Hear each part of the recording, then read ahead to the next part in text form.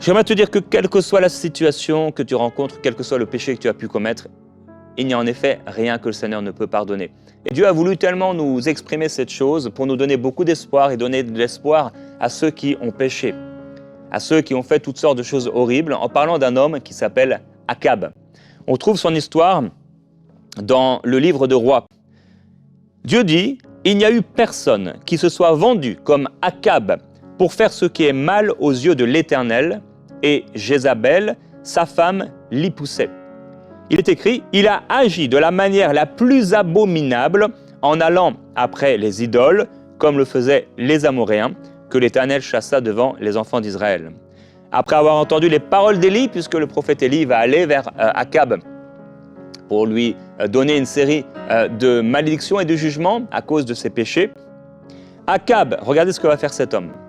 Donc, il est dit de cet homme que quoi? Il agissait de la manière la plus abominable. Il n'y avait eu personne qui s'était mené au mal, qui avait fait le mal autant que lui. Le pire des pécheurs. Mais quand il entend la voix du prophète qui lui dit qu'il va avoir un jugement, qu'est-ce qu'il fait? Akab déchira ses vêtements, il mit un sac sur son corps et il jeûna. Il couchait, il dormait donc avec ce sac et il marchait lentement, et c'était à l'époque une des manières de pouvoir se repentir.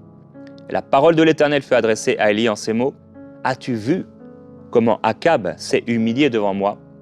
Parce qu'il s'est humilié devant moi, je ne ferai pas venir le malheur pendant sa vie. Alors, mon frère, ma sœur, si Dieu a pu pardonner cet homme, le pire des pécheurs, parce que sa repentance était là, à combien plus forte raison, toi qui appartiens au Seigneur Jésus-Christ, alors que tu lui demandes pardon, le Seigneur te pardonne, le Seigneur te purifie, le Seigneur te libère.